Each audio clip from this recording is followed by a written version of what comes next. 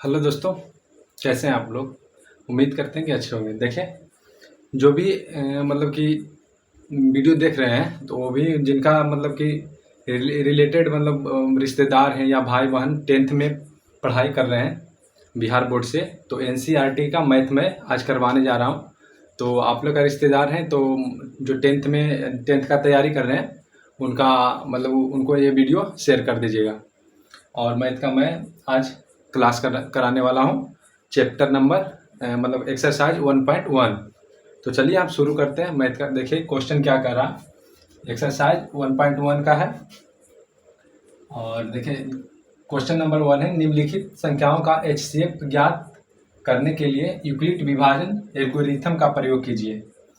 Question Euclid विभाजन algorithm का प्रयोग करने के लिए फिर आप यूक्लिड विभाजन पर एल्गोरिथम के प्रयोग करके मतलब आंसर लाना है आपको। तो यूक्लिड विभाजन एल्गोरिथम होता है क्या, पहले हमको ये समझना होगा।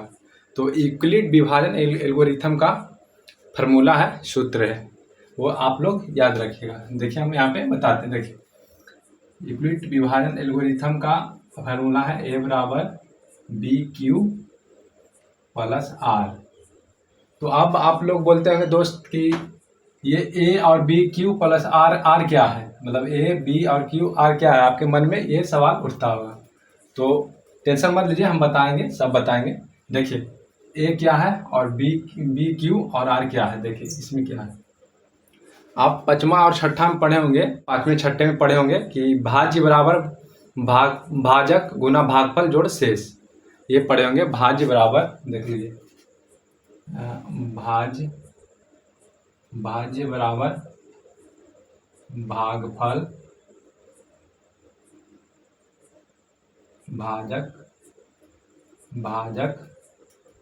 गुना भागफल जोड़ शेषफल, ये पढ़े होंगे आप लोग। तो देखिए ये क्या होता है, ये भाज्य बार देखिए, मान लीजिए 2 से हम भागा देते हैं 4 में, तो हम इसको बोलते हैं भाज्य। ये हो गया भाज्य, ठीक है, ये भाज्य हो गया। ये हो गया भागफल, ये भाजक हो गया, भाजक सॉरी, ये भाजक हो गया, ये भागफल हो गया। यानी 2 दूनी 4, 2 मरते में कट गया, ये 4, ये कट के 0 आ गया, ठीक है। तो 0 आ गया यहाँ पे, तो ये हो गया शेषफल, ठीक है, इसको शेषफल बोलते हैं, शेषफल, ठीक है। तो भाज्य बराबर होता है, भाज्य बराबर भाजक गुना भागफल, ये भागफल हो गया आपका, ये भागफल हो गया। ये पांचवा छठा में आप पढ़े होंगे, ठीक है। तो भाज्य बराबर भाजक गुना भागफल जोड़ शेष, तो ये भाज्य है जो ए हो गया, ठीक है, इसको ए बोलेंगे, भाज्य को ए बोलेंगे, बी को भाजक बोलेंगे, और देखिए भागफल को क्यू बोलेंगे, और प्लस शेष को आर बोलेंगे, ठीक है। तो इसी आधार पे हम ये क्वेश्चन बनेगा, ठीक है। तो आप लोग अगर नोट कर रहे हैं तो नोट करते जाइएगा, और वीडियो को पॉज करके, मतलब हम ये मिटा रहे हैं। बोर्ड बहुत बड़ा नहीं है क्योंकि आर्थिक कमजोरी है, इसीलिए हम बोर्ड बड़ा नहीं ले हैं। बहुत जल्द बोर्ड बड़ा ले लेंगे, तो आप लोगों की कृपा रहेगा तो वो भी ले लेंगे बड़ा बोर्ड। चलिए हम इसको मिटाते जाएंगे। अगर आपको नोट करना है तो आप वीडियो को पॉज करके नोट कर सकते हैं, ठीक है। देखिए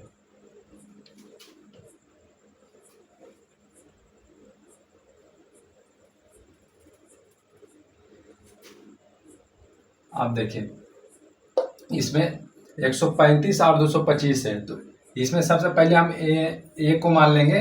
पहले मान लेते हैं ए बराबर, जो बड़ा रहेगा उसको हम ए मान लेते हैं, तो बड़ा है 225 मान लेते हैं, और बी जो छोटा हम उसको 100 मतलब बी मान लेंगे, ठीक है। तो 135 छोटा, हम इसको बी मान लेंगे।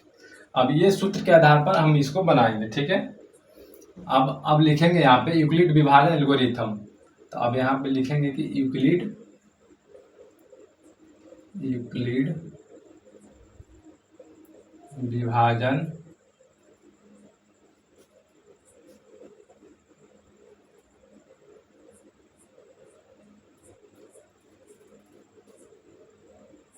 विभाजन प्रमेयिका से,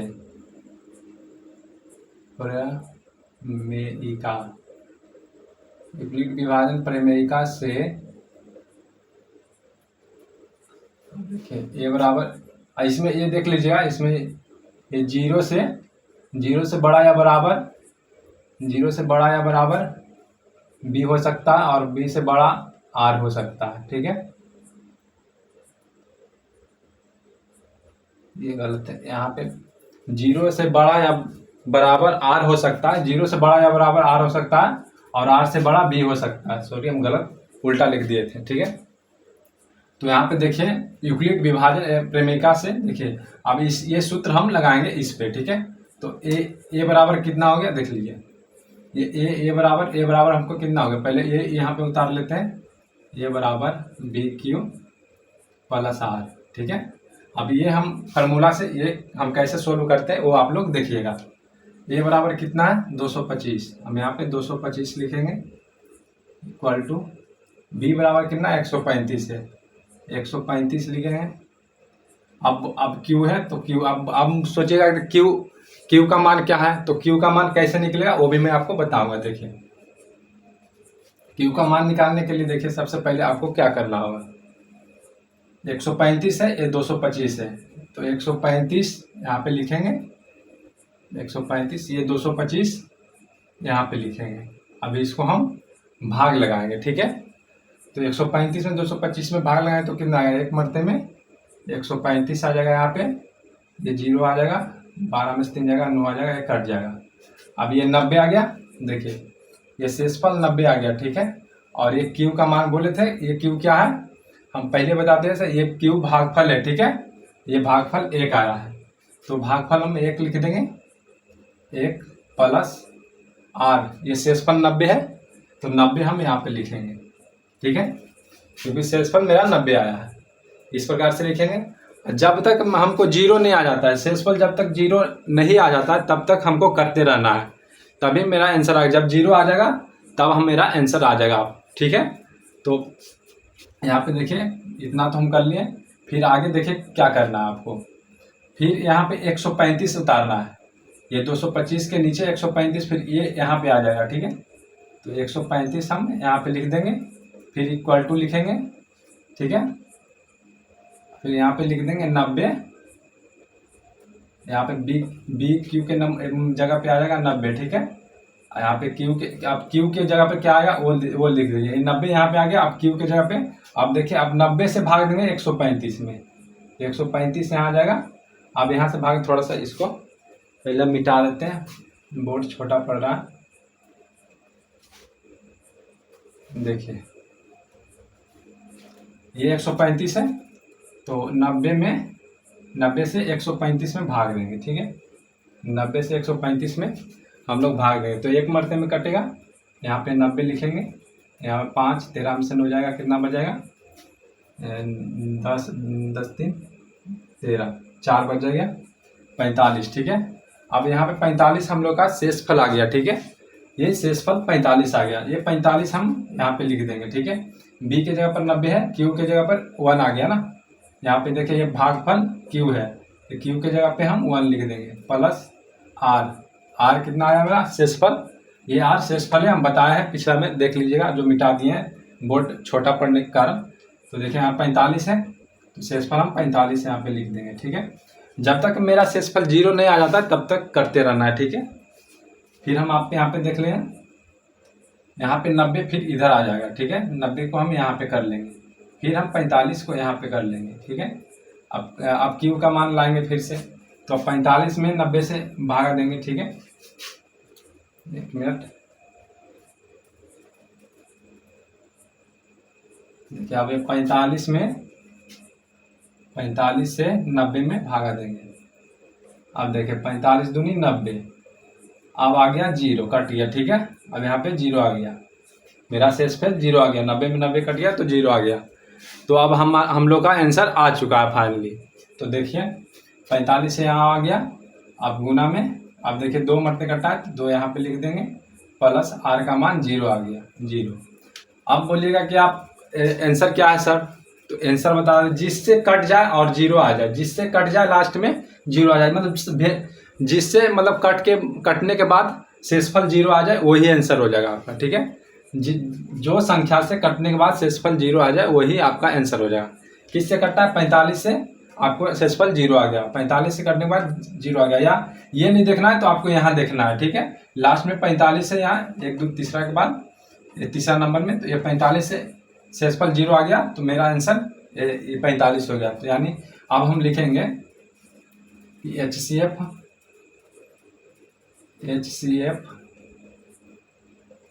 बराबर 45 आंसर हो गया मेरा, ठीक है। अब देखिए अब हम ये मिटा देंगे, ये वाला क्वेश्चन है जो मिटा देंगे, क्योंकि मेरा बोर्ड बहुत छोटा है, इसीलिए मतलब सिर्फ यहाँ पे क्वेश्चन सिर्फ लिखेंगे, ये वाला क्वेश्चन जो होता वही सिर्फ लिखेंगे, ठीक है। क्योंकि ये बहुत छोटा है इसलिए मतलब इसमें अट नहीं पाता है, ठीक है। तो चलिए जल्दी से पॉज करके आप ये सब उतार लीजिएगा, ठीक है। और हम आपको फिर दूसरा बताते हैं कि अपना ये समझ गए होंगे आप लोग, अगर समझ होंगे तो कमेंट करिएगा, ठीक है। चलिए अब हम दूसरा क्वेश्चन बताते हैं आप लोग को। उम्मीद करते हैं कि आप लोग समझ गए होंगे।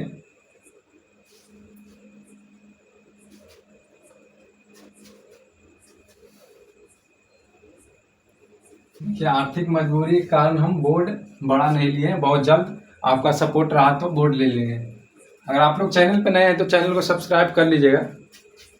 चलिए क्वेश्चन नंबर दूसरा कह रहा है 196 और 48,220, ठीक है। क्वेश्चन नंबर दूसरा कह रहा है 196 और 48,220। सभी को मैथ वाला बुक आपके साथ रहना चाहिए, ठीक है। हम यहाँ पे क्वेश्चन नहीं उतार रहे हैं, ठीक है, क्योंकि बोर्ड छोटा पड़ रहा है इसीलिए हम क्वेश्चन नहीं उतार रहे हैं। तो आप लोग मतलब कि बुक मैथ वाला बुक अपने पास रखिएगा, NCERT वाला, ठीक है। चलिए हम इसको अब सोल्व करते हैं। देखिए अब यहाँ से हम हल करेंगे उसी प्रकार जिस प्रकार हम पहला क्वेश्चन किए हैं। अब देखिए यूक्लिड विभाजन एल्गोरिथम का फॉर्मूला तो आपको बता दिए, वो आपको याद करना होगा। यूक्लिड विभाजन का फॉर्मूला है देख लीजिए, A बराबर BQ प्लस R। ये क्या हो गया, ये भाज्य हो गया, ये भाजक हो गया, ये भागफल, ये शेषफल हो गया, ठीक है। तो हम इसको पहले जो बड़ा है उसको हम ये मान लेते हैं, ये बराबर 38,220, ठीक है। B बराबर हम मान लेते हैं 196। ये को हम बड़ा मानेंगे, जो बड़ा वाला है उसको ये मान लेंगे, जो छोटा वाला हम उसको B मान लेंगे, ठीक है।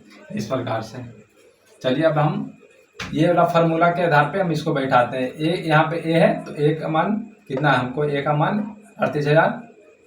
38,220 है, 220 लिखेंगे यहाँ पे। पहले ऐसे कन्फ्यूजन हो जाएगा आप लोग को, इसको पहले हम उतार लेते हैं, ठीक है। पहले हम इसको उतार लेते हैं। A देखिए A बराबर यहाँ BQ,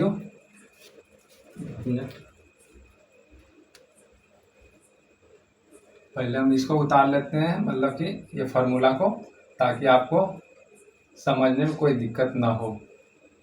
अब A के मान पर 38,000 है, 38,220 यहाँ पे हम लिख देंगे, ठीक है। फिर हम B का मान, तो B का मान कितना है 196 यहाँ पे लिख देंगे। अभी Q का मान लाना है तो आप पहले Q लिख देंगे प्लस R, ठीक है। अब Q का मान लाना है हमको, तो क्या करना है, पहले भाग देना है 38,220 में, भाग देना है 196 से, ठीक है। तो हम भाग दे देते हैं पहले यहाँ पे 196 38,220। चलिए भाग दीजिए आप लोग। भाग देने पर कितना आता है ये देखिए, देख लीजिए ये कितना बार में कट रहा है।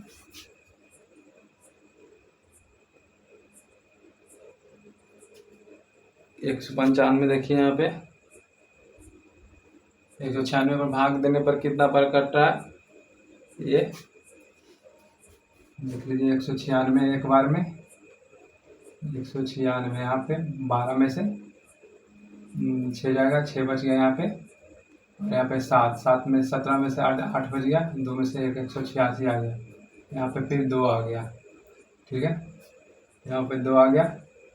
फिर यहाँ से हम 5 मरतबे में करते हैं, 5 मरतबे में करते हैं, 5 छक 30 के 0 हाथ में 3, 30 में 45, 45, 46, 48 का 8 में 4, 5 4 5 4 9, 980 आ रहा है।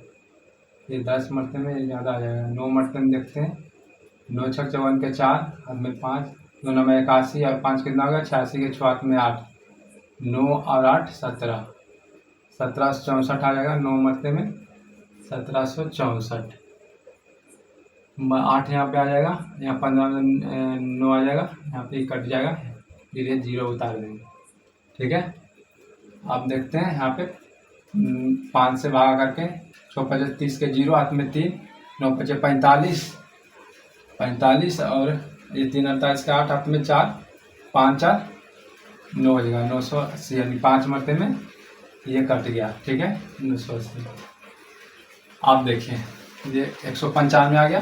तो आप देखिए यहाँ पे क्या लिखना है, 38,220 इक्वल टू 196, क्यू का मान 195 आ गया, तो गुना 195 लिख देंगे। ये भागफल है, आपको बता दिए पहले। आर का मान 0 आ गया यहाँ पे कट के, तो ये 0 लिख देंगे। अब आपको बोले थे कि जिससे मान कट जाए और 0 आ जाए, जिससे कटेगा और 0 आ जाए वही आंसर हो जाएगा, ठीक है। आपको हम बताए हुए हैं कि जिससे कटेगा वो मतलब कि शेषफल 0 आ जाएगा, वो आंसर हो जाएगा हम लोग का। तो लास्ट में 196 से कट गया, तो हम लोग का HCF इक्वल टू 196, ये हम लोग का आंसर आ गया, ठीक है। इस प्रकार से आप बना सकते हैं। अगर कोई दिक्कत है तो आपको कमेंट करिएगा, ठीक है। अब अगला क्वेश्चन पे चलते हैं। अब अगला क्वेश्चन नंबर दूसरा पे चलते हैं। अब हम लोग दूसरा नंबर क्वेश्चन देखेंगे।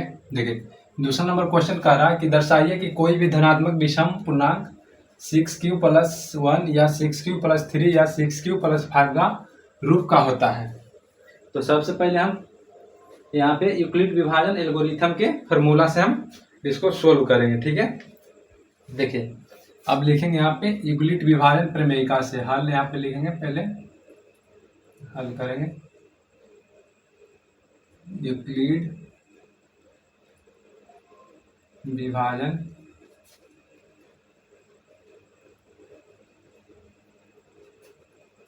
प्रमेयिका से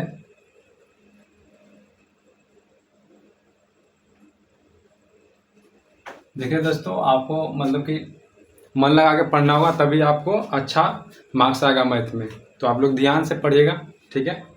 चलिए यहाँ पे यूक्लिड विभाजन प्रमेयिका का फॉर्मूला बता चुके हैं। देखिए यहाँ पे A बराबर BQ + R, ठीक है।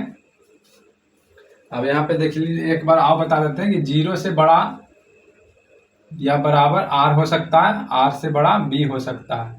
यानी 0 से बड़ा ये शेषफल हो सकता है, ये शेषफल से बड़ा भाजक हो सकता है, ये B भाजक है, वो बता चुके हैं हम पहला क्वेश्चन पे, ठीक है। अब देखिए हम A बराबर यहाँ पे रखेंगे, क्योंकि यहाँ पे देखिए 6q + 1, 6q + 3, 6q + 5 है। तो हम लोग का यहाँ पे कॉमन 6 तीनों में लग रहा है। तो हम यहाँ पे देख लीजिए, पहले हम A बराबर जो बड़ा है वो हम रखते हैं, ठीक है। तो A बराबर हम पहले ये रख देंगे। देखिए A बराबर हम BQ + R, A बराबर BQ + R हम रखते हैं, ठीक है। और देखिए अब देखिए हम B का मान क्या रखेंगे, हम B का मान देखिए कॉमन यहाँ पे 6 है, ठीक है। तो हम B का मान 6 रखेंगे, ठीक है। यहाँ B का मान हम 6 रख दिए। आप देखिए जो भी मतलब शेषफल आएगा, यानी 6 से मतलब कि कम ही आएगा। इसमें 6 से भाग लगाने पर कोई भी शेषफल 6 से कम ही आएगा, ठीक है। यानी शेषफल यहाँ पे R बराबर देखिए, यहाँ पे R बराबर 0 हो सकता है, 1 आ सकता है, 2 आ सकता है, 3 आ सकता है, 4 आ सकता है, 5 आ सकता है, ठीक है। यहाँ तक आ सकता है, ठीक है। जब भी हम 6 से भागा देंगे तो शेषफल 0 आ सकता है, 6 में भागा देंगे तो 0 मतलब 5 ही तक आ सकता है ना शेषफल। या 0 आएगा या 1 आएगा, 2 आएगा, 3 आएगा, 4 आएगा या 5 आएगा। ठीक है, आप लोग समझ जाएंगे। ठीक है, अब r का मान रखने पर देखिए, अब r का मान 0 रखते हैं। ठीक है, सबसे पहले हम 0 रखेंगे। ठीक है, पहले देखिए r का मान 0 रखने पर यहाँ पे हम लिख देंगे पहले r का मान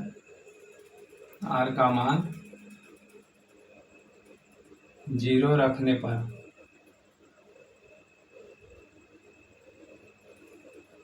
ठीक है, तो अब हम r का मान 0 रखेंगे। a बराबर देख लीजिए, ये वाला फार्मूला पहले यहाँ पे लिख देंगे, dq प्लस r। ठीक है, अब a बराबर यहाँ पे देखिए, यहाँ पे b का मान 6 है, यहाँ पे q प्लस r का मान 0 रख देंगे। ठीक है, यहाँ पे ये कर दिए। अब हम आपको यहाँ पे अब 6q प्लस 0 यानी 6 ही हो जाएगा। ठीक है, यहाँ पे 6 भी लिख सकते हैं, या इसको मान लेते हैं समीकरण 1। ठीक है, अब समीकरण 2 अब दूसरा सोल्व करते हैं, यानी आप r का मान 1 रखेंगे। ठीक है, इस प्रकार से r का मान 2 रखेंगे, 3 रखेंगे, 4 रखेंगे, 5 तक रखेंगे, 5 तक रखेंगे। ठीक है, फिर हमको पता चलेगा कि धनात्मक विषम पूर्णांक कौन कौन इसमें है। ठीक है, तभी हमको आप पता चलेगा। तब इसमें हमें r का मान 1 रखेंगे। तो r का मान पहले इतना आप उतार लीजिए, आप पॉज करके आप इसको मतलब उतार सकते हैं, मतलब नोट कर सकते हैं आप। ठीक है, अब इसको हम मिटाते हैं। ठीक है, यहाँ तक आपको हो गया होगा। अब हम यहाँ से इसको मिटा देते हैं। ये क्वेश्चन हम मिटा रहे हैं इसको। ठीक है,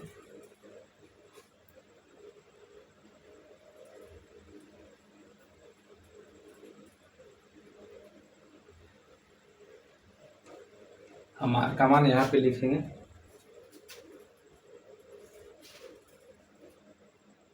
देखिए r का मान कितना था, 0 1 2 3 4 5। 0 तक तो 0 का हम बता दिए। फिर हम देखिए 1 लेंगे, ये बराबर BQ प्लस R। अब r का मान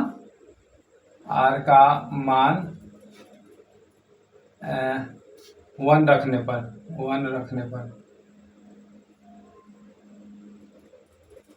अब देखिए ए लिखेंगे यहाँ पे। ठीक है, यहाँ पे ए लिखेंगे, बी बराबर 6 माने पिछला में, यहाँ पे लिख देते हैं बी बराबर 6। ठीक है, तो बी का मान हम 6 लिखेंगे, क्यू लिखेंगे प्लस आर का मान 1 हो गया। ठीक है, आप लोग समझ रहे हैं, आर का मान 1 रखें अभी यहाँ पे, आर का मान 1 रखने पर। ठीक है, यहाँ पे 1 आ गया। फिर हम आर का मान 2 रखेंगे। ठीक है, इसी प्रकार से आर का मान हम 2 रखेंगे रखने पर। ठीक है, 2 रखने पर अब देखें, ये बराबर 6Q प्लस ये 2। आप ये सोच रहे हो कि ये 6 कहाँ से आया, तो हम 6 का मान बी बराबर 6 माने हैं। ठीक है, आप लोग बी बराबर 6 माने, क्योंकि क्वेश्चन में 6 कॉमन था, तो हम बी बराबर हम 6 माने हैं। ठीक है, यहाँ पे 2 रख दिए। इसको समीकरण हम कितना समीकरण 1 0 वाला हो गया, समीकरण 2 ये हो गया, समीकरण 3 ये हो गया। अब हम r बराबर 2 तक चल गए, r बराबर 3 रखेंगे। r का मान 3 रखने पर, तो ये बराबर 6Q प्लस यहाँ पे 3 आ जाएगा। ठीक है, उसी प्रकार r बराबर 4 रखने पर, r का मान 4 रखने पर, तो ये बराबर 6Q प्लस 4। फिर यहाँ पे इसको पहले 3 हो गया, ये 4 हो जाएगा, समीकरण 4, ये समीकरण 5।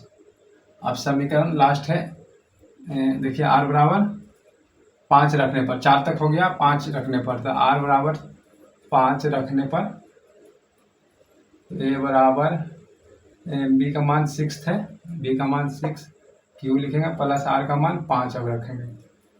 अब देखिए, इसमें क्वेश्चन में पूछ रहा था कि धनात्मक, हम लोग का क्वेश्चन में पूछ रहा था धनात्मक विषम पूर्णांक कौन है। आप देखिए यहाँ पे एक पीछे हम मतलब जो मिटा दिए उसका यहाँ पे 1 कर देते हैं। यहाँ पे a बराबर 6Q था प्लस 0 था। ठीक है, समीकरण 1। आज समीकरण 1 में देख लीजिए 6q प्लस 0 यानी 6q यानी एक और 0 में जोड़ेंगे तो 6 ही आएगा, यानी ये सम संख्या है यानी विषम नहीं है। तो ये सम है तो हमको विषम पूछ रहा है, जो विषम रहेगा वही आएगा, मतलब धनात्मक विषम पूर्णांक होगा। ठीक है, तो ये सम है, ये तो नहीं होगा, इसको हम कट करेंगे। यहाँ पे देखिए 6q प्लस 1 यानी 6 और 1 7 हो गया, यानी ये विषम संख्या, तो हम इसको टिक मारेंगे, ये सही है। आप देखिए 6q प्लस 2 ये विषम संख्या नहीं है, ये सम संख्या, 6 और 2 8 हो जाएगा। ठीक है, आप देखिए चौथा में देख लेते हैं, 6 3 8 9 हो जाएगा, यानी विषम संख्या, तो ये हम इसको रखेंगे। और यहाँ पे 6q प्लस 4 यानी ये 10 आ जाएगा, तो ये सम संख्या, इसको नहीं रखेंगे। अब हम ये देखेंगे 6q 5 यानी 11 आ जाएगा, तो ये सम संख्या विषम संख्या, तो इसको हम रखेंगे। ठीक है, अब हमको लास्ट में लिखना है कि हम किसी भी धनात्मक पूर्णांक को 6q या 6q प्लस 1 या 6q प्लस 3 या 6q प्लस 5 के रूप में व्यक्त कर सकते हैं। जैसे कि देखिए यहाँ पे देते हैं, यहाँ पे अतः हम किसको किसको रख सकते हैं, देखिए यहाँ पे टिक मार दिया 6q प्लस 1 या 6q प्लस 3 और 6q, यहाँ पे एक ये है 6q प्लस 5 को धनात्मक पूर्णांक के रूप में या धनात्मक पूर्णांक के रूप में होगा। ठीक है, होगा। इस प्रकार से ये क्वेश्चन सोल्व हो गया। तो आप लोग मतलब कि पहली बार देख रहे हैं वीडियो को, तो वीडियो शेयर करिए दोस्तों के साथ, और जो मतलब उनका 10वां में पढ़ते हैं, जिनका रिलेटिव हैं, रिश्तेदार हैं, भाई हैं, बहन हैं, उनको शेयर कर दीजिए वीडियो। और बिल्कुल मुफ्त में पढ़िए, यूट्यूब में हम पढ़ा रहे हैं, आप लोग सपोर्ट करिएगा, चैनल को सब्सक्राइब कर लीजिएगा। मतलब बताने का तरीका अच्छा है, या मतलब कि कुछ भी आपको प्रॉब्लम हो तो कमेंट में ज़रूर बताइएगा। अगर आपको इसमें कोई दिक्कत हो रहा है तो बताइएगा, हम बड़ा बोर्ड लाएंगे।